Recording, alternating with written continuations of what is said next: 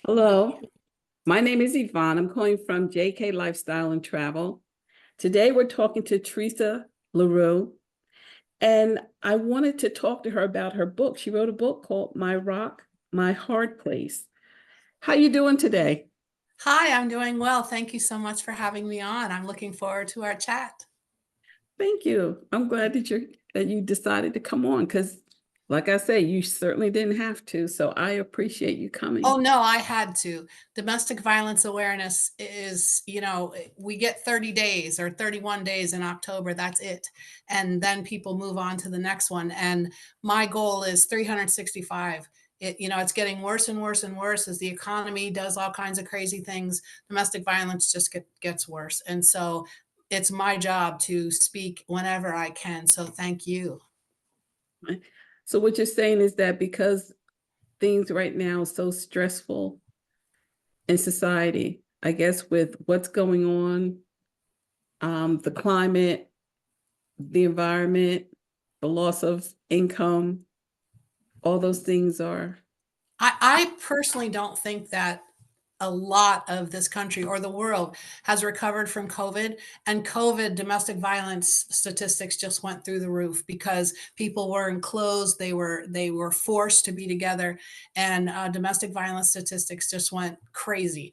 And just here in California, over 40% of the women in California right now have said that they have been a victim of domestic violence at some point in their life. That's ridiculous. 40 something percent. So, because of everything that's going on and loss of income, maybe their football team lost, who knows? But it's stressful for everyone right now. But unfortunately, domestic violence has taken a turn for the worse. It's going up.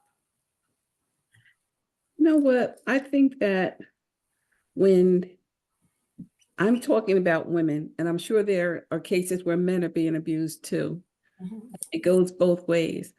But I think when people feel trapped, when people feel they don't have the financial resources, maybe they don't have the support, family support, I think that makes them stay in that situation longer than they would want to Mhm. stay. Well, and what's an interesting fact that a lot of people don't think about? Victims will stay in a domestic violence situation if they have a pet. Because and I was one of those. I didn't want to leave my cat. I didn't.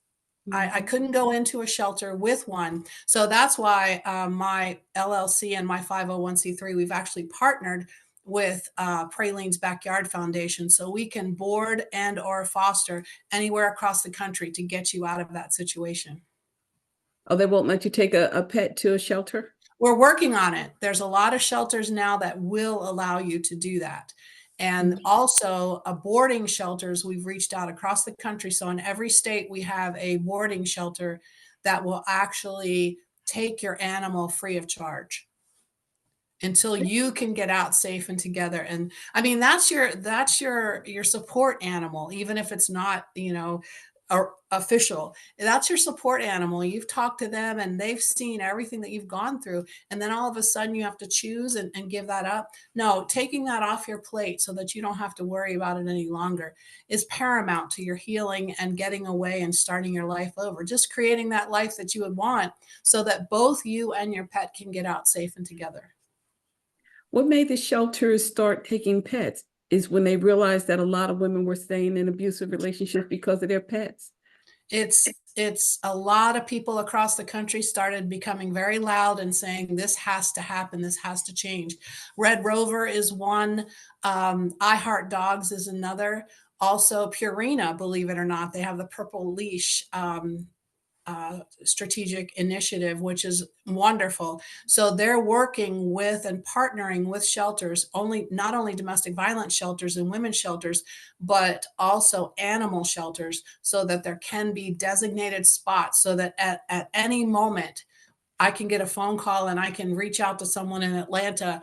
And within half an hour, that animal is picked up and that person doesn't have to worry about it any longer. They're not giving up their pets. They're Mhm. just putting it in a safe place until they can claim them again. Do you think the fact that a person may have children that may make them hesitant to leave? Absolutely, absolutely. Because I've spoken to so many victims and they say, well, I don't want to take the children away from their dad. Children are not dumb. They know what goes on. They can hear, they can feel, they see the body language, they hear the snide remarks or comments or whatever. They see the bruises and the you know, the everything. They see and hear everything. And we just think they don't. And I heard from so many people they didn't want to take the children away from the other parent. But what people don't realize is that toxic situation is not good for anyone, including the children. They're just collateral damage, unfortunately. They're caught in the crossfire. And so, you know, that has to happen. It has to, you know, we have to be loud. We have to be really vocal about awareness. What type of steps would a person take if they were going to leave a domestic violence situation? Well, What is first the and best way to foremost, leave? What's the best way to leave? well, first and foremost, I always tell people you have to start by believing in yourself. You have to believe that you can do this, that you do have what it takes. For quite some time, I thought I can't do this. I'm stuck. And then I said, "Oh no, I can do this." And it's little teeny baby steps. And there, back then, that was 11 years ago. Now there's so many resources that you can utilize, and take advantage of those resources. Take advantage of your family and friends that are offering to help. So first and foremost, start believing that you can. Mhm. Start realizing what you want. In my book, I actually write about seeing these condos. I would drive to work every day, and I'd see them twice a day. And I said, gosh, I would love to live there one day. They have fireplaces, and when it was cold, I would see the smoke coming out of the fireplace. The day I got the keys to my condo was one of the best days of my life. So you have to actually believe that you can do it. So first and foremost, you have to do that. Then you Mhm. have to come up with a plan. And it doesn't have to be 12 steps, just the next step. Just get to the next step, and then get to the next step and the next step. Because a lot of people think they have to have this well laid out plan. But you know what happens with the best laid plans? They don't always come together. Mhm. Sometimes you don't have time to do a plan to get together and make that work. So start by believing in yourself. Then figure out, where can I go that's safe? What Mhm. options do I have? And Mhm. it's very simple. Get a piece of paper and a pen and just say, what can I do from where I'm at with what I have? Do you Mhm. have a job? Can your boss help you? Can your coworkers help you? Can your family help you? It's challenging because your abuser is going to tell your friends and family around you, and just as much negativity as they can. But those are Mhm. the couple of steps that I would take just right off the bat. You wrote the book My Rock, My Hard Place. What made you there I it just is. happen to have it right here. Okay. What made you write that book? Well, let me tell you, when I was going through the whole trial process for my abuser, he was on trial and it wasn't looking pretty. The district attorney court ordered me to go to a therapist. I didn't want to go. I was a competitive bodybuilder at the time. I did not want to take any medication. It was very important that not be part of the healing process. Well, Mhm. within 5 minutes, that's what he said. He said, let's put you on some medication because I'm sure you have PTSD because your abuse was so severe. Went back to the district attorney and I said, I can't do this. He goes, I tell you what, you keep a journal.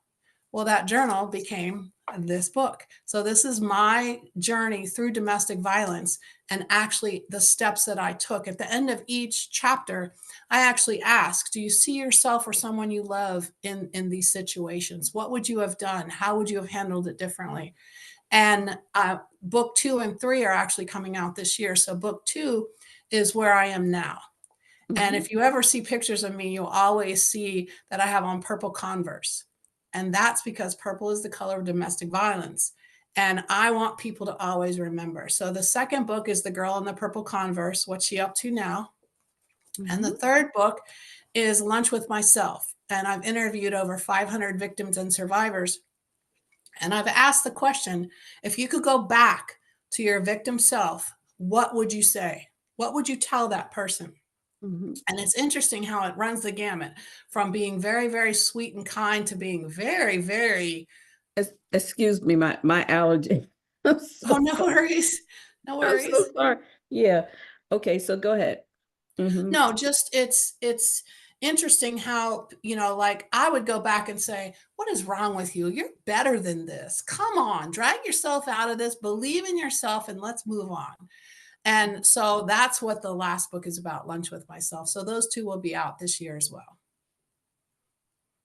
If you What do you think that is common amongst the women that you interviewed that had gone through a domestic violence um, situation?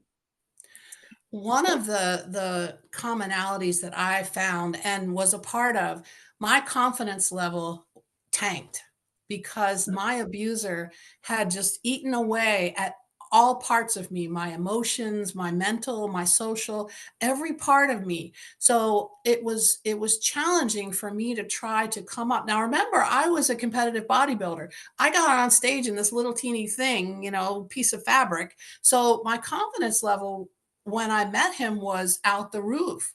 Well, that was one thing he didn't like. That was one thing he wanted to change. So he very quickly and very succinctly, he's good at it, just chipped away parts and parts and parts. And that's what I noticed about a lot of women that were successful because you have and men too. Let's make it clear that men can be victims of domestic violence in a female to male, a female abusing a male. It's usually financial abuse, social abuse, emotional, and verbal. With a female, it's all of those, plus you add in that physical violence because 9 times out of 10, the male is stronger and bigger than the female. Mhm. Do you think, do you really think that, say, someone who is an abuser, they know who to choose in order that they can treat that way? I mean, it's something that they pick out, you know. I have always said this, an abuser is going to pick out a prize. And I tell all of my victims this, you're a prize because you are so strong and so confident and so amazing. If he was going to be able, or her, if they were going to be able to control you, they won Mhm, because you're so strong. And they mhm, don't like that. They don't like to see that. It's interesting how the stereotype of a female being abused is this little teeny girl over in the corner crying. Well, I'm neither of those things.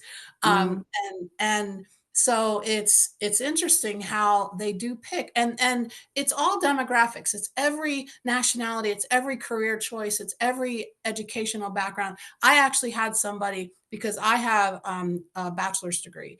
And I mhm, actually had someone say, "Well, that's because you're educated and he only graduated high school." What? mhm, Really? I just shut that one down quick because it just goes across. There's doctors. I mean, look, we have rappers now in jail because of all the horrible things that they've done. And mhm, so it has nothing to do with your economic background either. mhm, It's every single and it's interesting out here in Northern California, the Indian population, the Asian population, those two cultures, you don't speak about it. You don't talk about abuse. You don't call the police because it's generational. They mhm, saw their dad do it, who saw their dad do it, who saw, grandpa do it to grandma or vice versa. mhm, And it's you just do not get involved. So it's very challenging out here for the Justice Center to get and luckily there's a lot of states that will actually take over and like, for example, in some states, if I say, no, I don't want to press charges, they go, okay. And they rip it up and throw it away. But in a lot of states, especially where I was when my abuse happened, the state took it over. They go, no, no, we have enough. We're going to prosecute. It has nothing to do with you. And what that does is it takes the blame off of the person that's being abused, off the victim. Because mhm, when that abuser gets out and gets away from the justice legal system, he's going to find you and he's going to be mad that you press charges. But if it's the state and the state's very clear about that, they're like, this has nothing to do with her. we're going to prosecute you because this is not acceptable. I think it takes a pressure off of that woman too, or the man. Exactly. Yep. Mhm. Absolutely. Absolutely. Because the woman's like, well, sorry, it wasn't me. So, Okay. What you created Survive, Rise to Thrive. mhm. What is that about? Well, I was thinking about it. I went, you know what? I'm going to write a book and that's it. And then I actually helped someone who called me late one night. I was here at my desk. Luckily, she sent me a Facebook message. She said, I need your help. She was actually barricaded in the bathroom of her Mhm, house in Virginia. Now I'm on the West Coast. She was in Virginia. mhm, Her boyfriend was extremely abusive. Well, I was able to get the authorities. He did have a restraining order against him. They arrested him. I got her in a motel overnight, got her food, and then got her 3 states over to her uncle's house. And I thought, you know what? I need to do more. I need to do more of this because I helped one person. And to me, that was well worth the time that I spent and the money that I spent to do it. But I said, I need to start Survive, Rise to Thrive because I truly believe that you have to survive it. You got to. You got to mhm, survive the madness that you're in. Then you have to rise out of it and then you thrive. mhm, And so my 501c3 is the SRT Foundation, Survive, Rise to Thrive Foundation. So we're able to do a lot of gifting of things. And we also help with emergency funds, hotels, food, transportation, clothing. mhm. What are the after effects that a person feels when after they've gone through something like that, some kind of domestic violence situation? It's interesting how everybody's barometer is different, what they'll tolerate and what they won't. But I can tell you, and I'm one of those people. After you've been through domestic violence, your barometer is so much more astute. It's so much more sensitive. And I am very, very lucky. I have an amazing husband. And he said something to me that just and it wasn't abusive, it wasn't mean, but it just clicked something in my brain. And I said to him, I said, please don't ever speak like that again. And he goes, what? I mean, he was whatever it was, and that's how unimportant it was. It wasn't anything negative or derogatory in any way, but it Mhm, was just something in my brain went, oh no, no, we're going down this way, but we weren't. We weren't at all, but it felt like we were. So your barometer is much more sensitive. I'll be in a grocery store and hear voices raised, and the hair on the back of my neck will stand up or something. And I've actually gotten in between people in stores or out in public because I mean, there's just no place for it. There really isn't. But I think that how it changes you. I think it also makes you even more of a warrior. I think women are warriors anyway, but I think it makes you even more so. Do you think a person that comes out of that kind of relationship would like repeat it? What are Oh, the absolutely. chances? Absolutely. There are so many people that have gone through that and then they get right back in the same thing because they haven't taken stock of what happened, what they did, what was said, and then what they need to avoid. And unfortunately, an abuser will see all that and they're like, "Oh, okay, you're easy. Let's go." And it's sad, but I have talked to people and they're like on their third or fourth abusive relationship. And I'm like, come on. I have a dear friend of mine in Baltimore, and she actually married her abuser in prison. I was the maid of honor. So it's like, what are you doing? And then she had the next abuser, and then the last one, she actually had a child with him and has been raising a child by herself, and then he ended up dying in prison. And it's like, oh my gosh, and that's just not taking stock nor finding the confidence and the tenacity to truly get yourself out of that and believe in yourself. stopping and saying, I need time for me. I don't need to jump into another relationship. I need to find time for me. I need to start to love me again. I'm looking always, I look at this a lot of times from a woman's point of view, but why would a guy allow a woman to hit him, throw things at him, scratch him, beat him up? Why wouldn't they? Um, a lot of men will not hit back because unfortunately it's you're looked at as you're the abuser. I've seen that so many times. The female will be the actual abuser, and the male will finally push back or whatever, and not anything other than being defensive. And they'll be the ones that are getting in trouble. So a lot of them have decided they're just not going to allow that.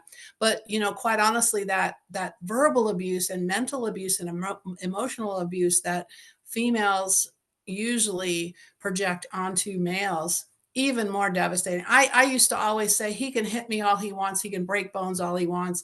I've had black eyes, I was thrown into a glass coffee table, I have a scar on my face.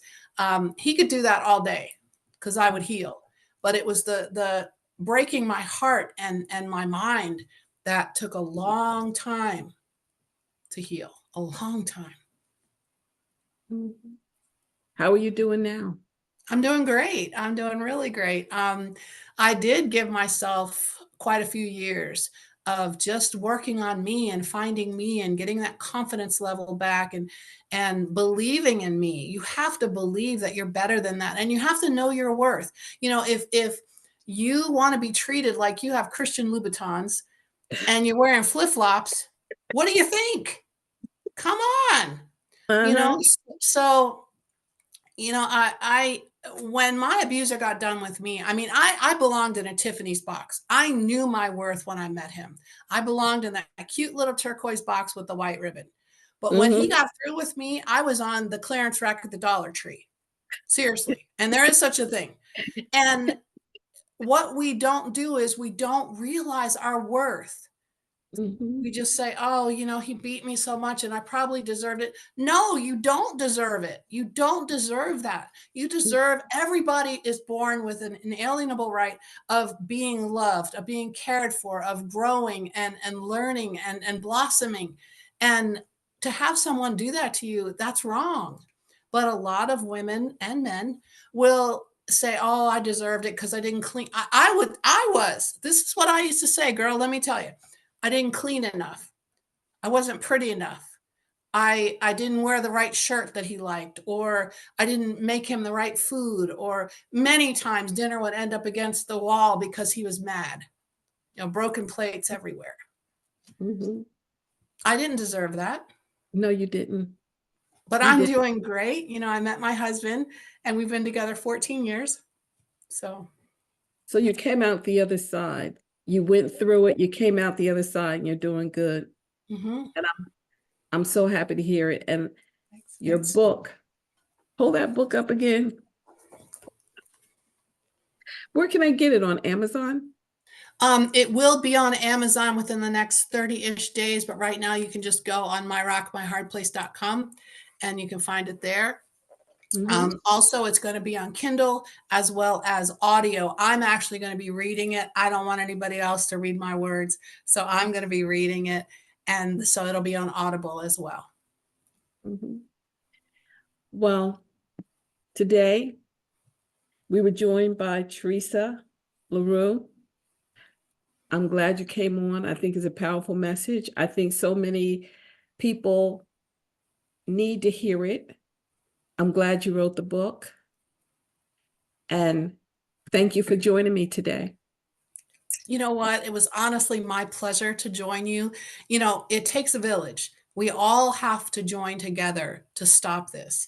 And the celebrities that are being called out for domestic violence finally, that is helping us, but it's tough. I mean, it's really hard right now. It's challenging. So thank you for letting me spread my message. Yeah, and I to say this, I think sometimes too, people are embarrassed. Yep. I think people are humiliated. They Yes. don't want to go and say that this is happening. They don't know how they're going to be perceived by society. They don't know what type of support. Um, and they may feel, oh, it's all my fault. You know, Yep. I'm the bad person in here because this wouldn't be happening if I was, you know, a wonderful, wonderful, great person. So Right. I think Well, that can I hold so people back. agree with you about, I was embarrassed. I was humiliated. I was a certified master trainer. So I would have to go to the gym and say, oh my gosh, you're amazing. You're this, you're that. So I equate it with, I kept a mask by the door and I'd put that on when I'd go out to work. So I'd step out and I'd go, oh my gosh, things are good. Things are great. So especially if I had gone to anyone and said, this is what's happening, they wouldn't have believed me because Mhm. whenever we were out in public, he was wonderful. They were like, oh my gosh, he's such an amazing guy. And I was like, you can have him. And I remember distinctly saying that we were somewhere at a party and like these three ladies said, oh my God, you're so lucky. And I said, do you want him? You can have him. He's yours. Did he hear I'll you say wrap him up that? right now for you. You know, Did and he, did, did it's he hear you sad. say that? Did he hear you say that? I hope he did. I don't know. But it's unfortunate that people in your life don't want to believe you. The first thing out of their mouth is, well, why don't you leave? No, that's just, let's pour gasoline on the fire. Let's make it worse for that person. Let's make them feel even worse than they do. Say, oh my gosh, I'm so proud of you for being a warrior and making it this far. And I'm so proud of you for coming to me. Let me help you. That's Mhm, what's important.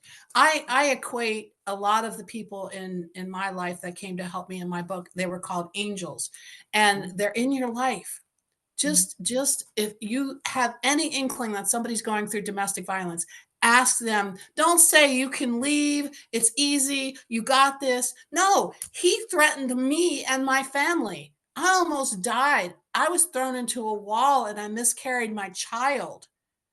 And so he was going to hurt me Mhm, even more. He was going to kill me. I truly believe that. So just be there for that person. Just be there. Or reach out to me on Survive Rise to Thrive at Gmail or mhm, on my website, and I will gladly get the resources in your area without hesitation. mhm. Well, I'm really feeling you.